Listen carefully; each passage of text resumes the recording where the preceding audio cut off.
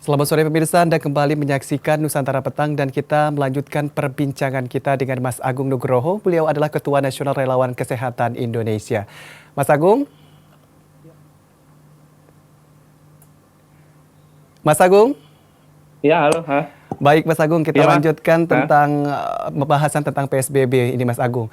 Baik, Ya. kondisi bisnis restoran kian memprihatinkan nih Mas Agung di tengah pembatasan sosial berskala besar PSBB DKI Jakarta yang terus diperketat. Bahkan ada pernyataan bahwa restoran dan hotel itu adalah di ujung tanduk seperti itu karena tidak ada pendapatan lagi, bahkan banyaknya masyarakat yang di PHK. Bagaimana tanggapan Mas Agung ini? Iya, kalau menurut saya kan yang namanya menghadapi satu pandemik wabah itu tentu ada resiko gitu kan. Bukan hanya restoran dan hotel yang mengalami penurunan itu gitu. Masyarakat di bawah pun juga saat ini sedang mengalami penurunan gitu. Jadi saya pikir juga yang namanya hotel dan restoran dan mall itu juga jangan terlalu kalau bahasa milenial sekarang jangan terlalu lebay lah dalam menanggapi kebijakan terkait dengan PSBB gitu. Karena yang dilakukan oleh pemerintah ini adalah dalam upaya menyelamatkan seluruh warga negara, bukan hanya para pemilik restoran, para pemilik hotel dan para pemilik mall gitu. Kalau toh misalkan diizinkan dibuka juga kan masyarakat juga nggak bisa berkunjung ke sana karena diterapkannya PSBB gitu. Tentu ini juga harus juga dipikirkan juga terkait dengan solusinya gitu. Nah, yang selama ini dilakukan adalah kan ada beberapa fase di dalam PSBB itu gitu. Ya, kalau waktu awal PSBB ketat itu sama sekali nggak boleh buka, hanya boleh take away ya atau pesan dan makan di rumah, nggak boleh makan di tempat gitu. Nah ini kan juga masih bisa dimanfaatkan gitu. Tinggal bagaimana yang namanya pengusaha-pengusaha tersebut berkreasi dalam bagaimana mempromosikan orang untuk bisa minat lebih dalam membeli produknya secara take away gitu. Baik, akan tetapi selain kita beralih dari hal tersebut, jika kita kembali ke RW di Jakarta ini juga termasuk dalam zona penyebaran COVID-19 ini bertambah menjadi 40 RW nih. Bahkan sejumlah RW ini pun masuk dalam wilayah pengendalian ketat atau WPK penularan virus corona. Bagaimana Anda menanggapi hal ini, Mas? Iya, kalau wilayah pengendalian ketat di RW ya di DKI itu sebenarnya bagian dari rangkaian pada PSBB pertama, di mana pemerintah DKI tidak secara komprehensif memitigasi persoalan-persoalan yang terjadi dalam pelaksanaan penanggulangan pandemi COVID.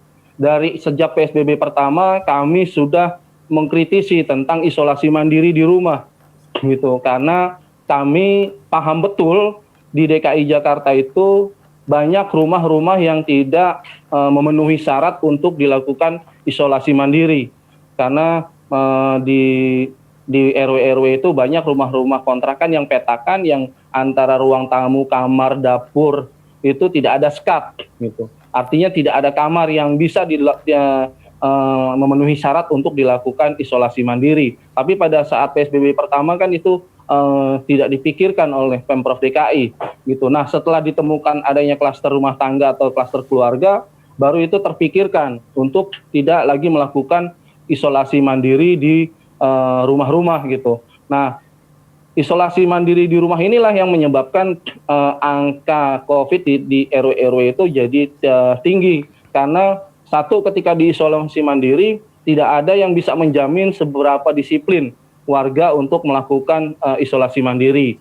Terus yang kedua, tidak bisa ada yang dapat memastikan apakah keluarganya melakukan kontak erat dengan keluarganya yang positif COVID dan harus isolasi mandiri gitu. Nah, dua inilah yang nggak pernah terpikirkan pada saat itu untuk diantisipasi. pada PSBB pertama kami sudah mengusulkan agar yang namanya gelanggang-gelanggang olahraga di kecamatan-kecamatan itu digunakan sebagai ruang isolasi mandiri alternatif atau darurat gitu, ketimbang waktu itu sekolah, karena kami melihat bahwa sekolah itu kan toiletnya ada di luar gitu. Nah, ketika dia diisolasi di dalam kelas, terus kalau mau buang air kecil atau buang besar kan masa harus keluar ke toilet dulu baru terus masuk lagi ke ruang isolasi gitu. Artinya sarana dan prasarananya tidak memenuhi persyaratan untuk melakukan itu. Nah, GOR itu sangat ideal untuk dilakukan ruang isolasi darurat gitu. Selain Baik. itu juga Mengenai isolasi darurat tersebut kan ibaratnya sudah berlalu gitu, tidak bisa ya, diulang lagi karena sekarang juga di masing-masing rumah tangga itu semakin banyak yang terkena COVID-19 seperti itu. Dan akhirnya ada rumah sakit rujukan untuk saat ini untuk masyarakat yang terpapar COVID-19. Akan tetapi ini Mas Agung, bagaimana dengan rumah sakit di Jakarta yang katanya sudah sebagian besar terisi penuh? Bagaimana tanggapannya, Mas?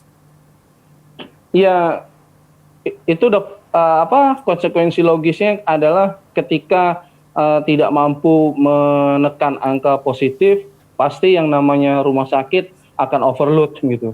Sebelum diterapkan PSBB jilid 2 ini kan salah satu alasan dari Pemprov DKI menerapkan PSBB jilid 2 ini kan salah satunya adalah tingginya angka Covid dan tingginya angka keterpakaian ruang isolasi dan ruang perawatan khusus di rumah sakit rujukan COVID. Waktu itu sekitar 77% sudah terpakai. Sementara syarat standar dari WHO dia harus di bawah 60%. Artinya ini sudah red alert gitu loh.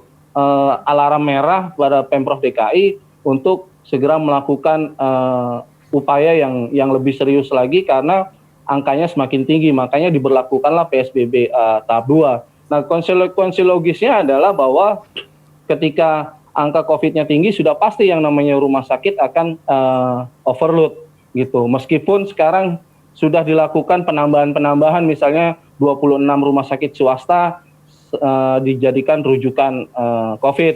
Terus hotel-hotel bintang 3 dan kelas melati juga akan dijadikan ruang isolasi gitu. Tapi tanpa menekan angka positifnya, itu tetap akan terus penuh. Baik, jadi intinya apa yang harus dilakukan pemerintah untuk saat ini selain dari penambahan dari ruangan dan tempat untuk isolasi dan juga untuk masyarakat yang terpapar COVID-19 ini, Mas? Ya, pemerintah harus serius dalam melakukan penanggulangan dan kedua harus memiliki itu tadi konsep yang jelas dulu gitu. Konsep yang jelas, terukur gitu kan, sehingga ketika dilaksanakan warga atau masyarakat ini memiliki secerca harapan. Baik, gitu, konsep bahwa seperti ketika apa ini, itu, Mas? ya, Seperti ya apa konsepnya? konsep penanggulangannya misalnya bisa diberlakukan misalnya undang-undang karantina tadi gitu. Baik, Mas Agung. Ini Mas Agung sebagai Ketua Nasional Relawan Kesehatan Indonesia. Ada tidak contoh atau role model yang bisa dijadikan sebagai acuan dan bisa dijadikan himbauan kepada masyarakat yang tentunya bisa menjadi salah satu hal yang bisa diikuti oleh orang banyak dan tentunya dalam pencegahan dari penyebaran COVID-19 ini, Mas? Iya, kalau mau ambil contoh role model yang paling sederhana adalah apa yang dilakukan Vietnam misalnya. Ketika misalnya satu desa terdeteksi ada angka positif COVID, Vietnam langsung melakukan isolasi total terhadap desa tersebut gitu, sehingga pengendalian wabah COVID-nya benar-benar bisa terkendali gitu. Nah, daerah-daerah sekitarnya pun dihimbau dan melaksanakan hal yang sama untuk tidak mengunjungi desa tersebut gitu. Nah, kalau di Indonesia kan enggak, dilakukan PSBB ketat tapi mobilitas mobilitas warganya masih terus berjalan sehingga yang namanya penyebaran virusnya nggak bisa